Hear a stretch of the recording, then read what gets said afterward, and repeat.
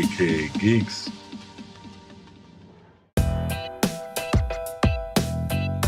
Hey everybody, welcome to AK Geeks. This is Real News. I'm your host, Sean. Alright guys, so let's start off with some of the big news topics that I've caught this week. It has a lot to do with some actors talking about certain roles they're playing. Let's start off on the DCEU side of things. Ben Affleck is talking about his movie, The Batman. Or is it his movie? First off, he says, well, he is Batman. He's Batman. He plays the Batman in Batman vs. Superman, as he's already done all the filming and for Justice League.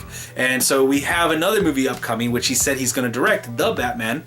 And it seemed like everything was on a great path until just recently. This week he had an interview with Guardian, and in this interview he stated, well, he doesn't know entirely for sure if everything isn't looking good, if the script isn't good, if the movie doesn't look like it's going to turn out to be good, he's not going to do it. He might not do it. This is very surprising, coming from the man who filmed Geely, whatever. This is interesting because I thought he was the best part of Batman vs. Superman. I am looking forward to Justice League. I really do want to see him be the Batman, but I do agree with him that it does have to be a good film. The script has to be good, the setting, everything has to work together. I do want to see this happen. Hopefully it doesn't, he doesn't bail on the project. I really want him to stay with it. But he's also co-writing it. So if this script doesn't turn out well, he's co-writing it. How much of it is his fault? How much of it is somebody else's fault?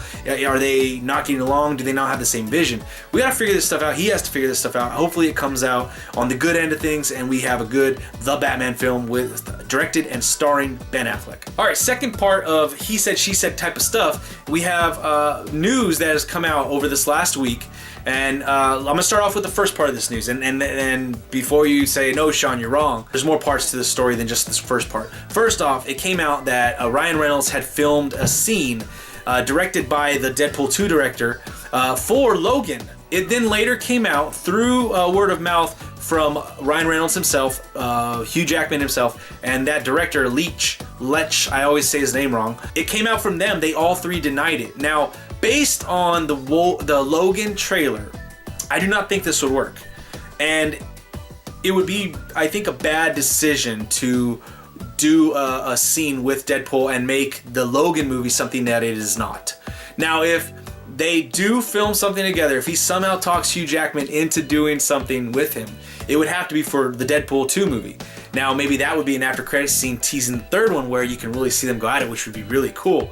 But yeah, this is more of he said, she said type of stuff. I think now at this point we have to take Ryan Reynolds and Hugh Jackman and the director Lech word for it and assume that they did not shoot this scene. I don't think they did, based on what Logan looks like to us already. I mean, that first trailer is awesome. Johnny Cash, whole grittiness to it that Deadpool doesn't fit as of right now. Maybe in the future we can see some sides of Deadpool that might be able to fit that tone, but right now we can't. All right, so some more of this he said, she said. It is reported that Woody Harrelson is in talks to play Han Solo's mentor in the upcoming Han Solo film. Woody Harrelson is an amazing actor, a phenomenal actor. He could do drama, he could do comedy. He has all the tools in the toolbox. This would be very interesting to see him in this type of film, but part of me also wonders, would it be a little bit too much? Because you see Woody Harrelson and you see Woody Harrelson. It's not like a no-name guy or a lesser-known actor where he can possibly pull it off. Woody Harrelson has been known to just dive into these roles and just kind of come out on the other side as that character. So is this going to happen? I don't know. I think he's an amazing actor. It's always a good thing to add good talent to your films. So if it is true, I'm all for it. I'm going to put aside all my worries about this role and just kind of go with it. All right, guys. So as we know, this past week ago, it was right after Christmas, Carrie Fisher died, and then the next day her mother, Debbie Reynolds, died. So it's been a sad week for a lot of people out there. I'm not going to touch too much on that, but because of everything that's happened, a lot of fans, a lot of really diehard fans, good fans of the Star Wars franchise have put together a change.org petition to go to Disney to ask them to have them make Princess Leia a Disney princess. Now, this is all cool, fine and dandy. Nothing that happens on change.org necessarily, mandates a change in a private business or anything like that. It definitely brings something into the limelight, of course, and a possibility of it happening is awesome, because if you have enough support, people might make the change. Here's the thing. So Disney bought Lucasfilms. They got the rights of Star Wars. Now, you always had Star Wars stuff at Disneyland, of course, things of that nature. But it wasn't necessarily created by Disney. So the Disney princesses, they're all creations from Disney. They just added a new Elena. It's a TV show on the Disney Channel, and so she's now a princess, which is great because it's a multi-ethnic group now of princesses with Princess Jasmine, Elena now, as well as the other ones. But now, I don't have any issues with her becoming a princess. A lot of people have said some really good pointers that I am not well equipped enough or well versed enough in Star Wars or as a fan of Carrie Fisher to make my stand on, but I don't see an issue with it, and I do think that it would be really cool for them to do this. Now, I'm just curious though, what do you guys think? Should she be a Disney princess right off the bat? Should they do what this change.org petition has? It has over 50,000 signatures as of now. So yeah, it's a good idea, I think, but we'll see what happens in the end. Also, going along with that news regarding Carrie Fisher is what's going to happen in Star Wars Episode 8 and Star Wars Episode 9. Reportedly, she had most of, if not all of her scenes done for Episode 8. There are always moments in film where they have to do reshoots or re-record a voiceover, but I don't know where they're at with that regarding her lines and her scenes. In Episode 9, there were supposed to be some big scenes of her reuniting with Luke or other areas of the film where she plays a bigger role. In number 8 as well, playing a bigger role, but this stuff is not going to be able to happen now. Only what's been filmed and recorded in Episode 8 so far. What are they going to have to do with this? I don't know. I think that they're going to have to change some of the story around, or definitely do some kind of Paul Walker thing, where they might have to do some CGI stuff, get somebody that looks like her and make slight little touch-ups. Spoiler alert, if you haven't seen Rogue One now, she's at the end. Now, I've heard some negative talk about her and Tarkin, about how they looked fake and terrible. I mean, come on, we obviously know that was CGI. We know that wasn't them, but don't let that take away from actually how good it looked. Now, do I want a CGI Leia, or do I want no Leia at all? Do I want them to kill her off? I don't know. I just don't know if I want to deal with more Leia being put in there after the fact, like in parts that weren't there to begin with her already filming it. If they do some Paul Walker stuff where they already had her stuff and they enhance it, maybe like they have to do a reshoot with somebody to add to that scene, I'm okay with that, as long as it doesn't go too far. We want to make sure that she's respected, her life, her wishes, her character is respected at the utmost. Alright guys, now on to the trailer segment today. This week we had quite a few, I think there was 3 total.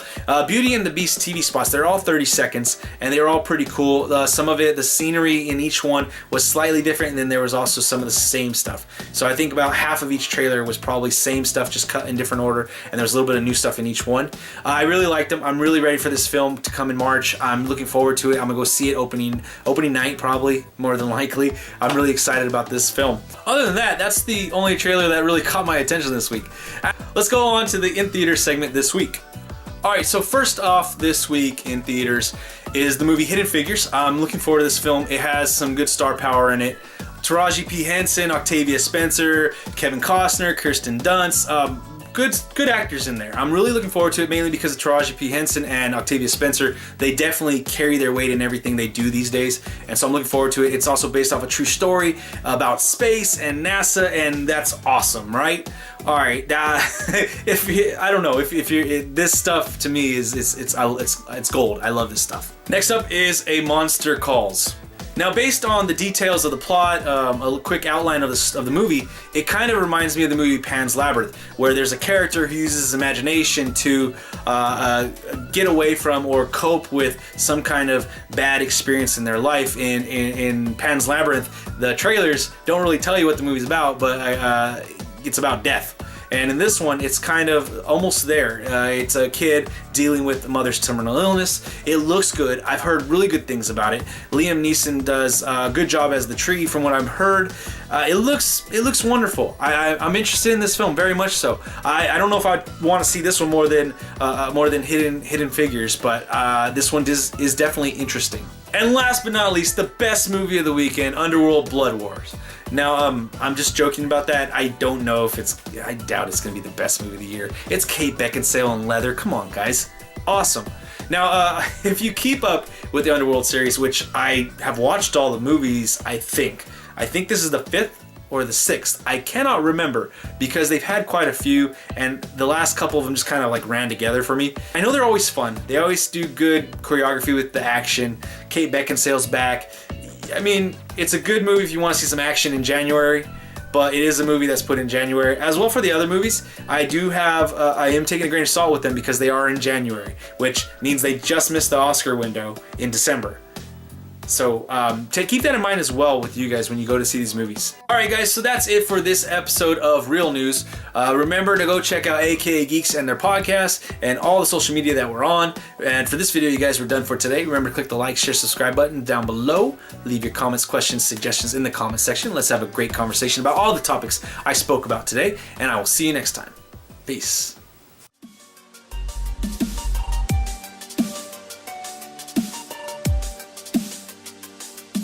AKA Geeks.